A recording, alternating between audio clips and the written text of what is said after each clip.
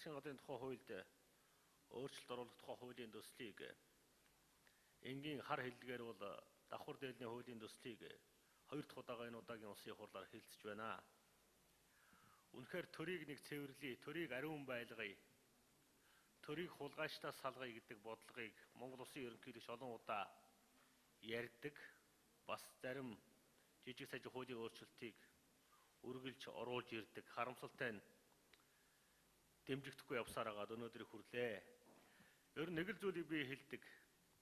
Өнгөн заслаар, косметик заслаар бол Монголын төр өөрчлөгдөхөөс өнгөрсөн шүү гэдгийг хэлдэг. Үндсэн хуулийг өөрчлөхгүйгээр, төрийн албаны тухай хуулийг шинжлэхгүйгээр, засгийн газар болон дээд, доод, дунд шатаа бүхлээр нь харахгүйгээр Монголын төр үндсэндээ ялзарлын дээд зэгтээ хүрсэн гэдгийг иргэд олон түмэн уулзах болгонд хэлж байгаа. Тэгэхээр 16 онд тун удахгүй сонгуул болно. Сонгуул бол боломж. Сонгуул бол хулгайчдаасаа салах боломж. Сонгуул бол авилгачдаасаа салах боломж. Энэ боломжийг манай сонгогчид өргөн дэлгэр ашиглаасаа үлээ гэж хүсэж байна. Мэргэжлийн засгийн газартай байя гэж олон жил ярьж байгаа. 2000 оноос өмнө мэргэжлийн засгийн газартай бай гэж гүйцэтгэх засаглал, хууль тогтоох засаглал хоёрыг салгаж нэг үтсэ. 2000 оноос хойш үндсэн хууль дордуулсан 7 өөрчлөлт хийж байгаад давхар дээлний асуудлыг бий болгосон юм. Энэ манай хоёр том намын хийсэн асуудал. Давхар дээлтэй засгийн газрыг олон удаа харлаа. Давхар дээлгүй засгийн газрыг ч бид бас олон удаа харсан. Давхар дээлгүй хэрнээ ажиллаа хийж чадахгүй сул сайдууд ч бас олон байдгийн байна. Давхар дээлтэй хэрнээ ажиллаа сайн хийдэг сайдууд ч бас олон байдгийн байна.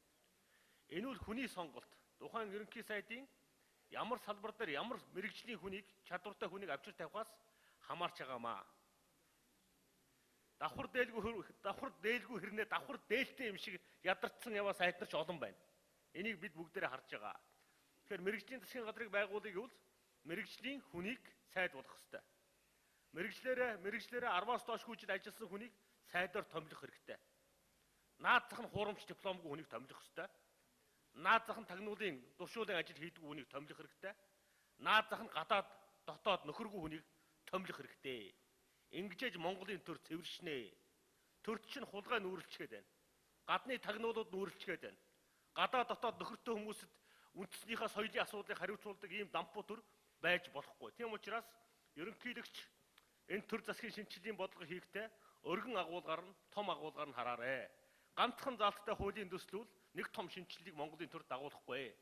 Үндсэн хуулийн реформ руугаа яв, төрийн албаны зөвлөл рүүгээ яв, гол хуулиудаа зүтгүүлээрэ. Энэ дээр бүх талаар нь бид улсын хуралд дэмжиж ажиллана. Ялангуяа сонгуульд өгч байгаа учраас энд байгаа хүмүүс бүгд шудраг сайхан харагдахыг хүсэж байгаа. Энэ боломжийг бүрэн дүүрэн ашигла гэж ерөнхийлөгчд бас хэлье. Баярлалаа.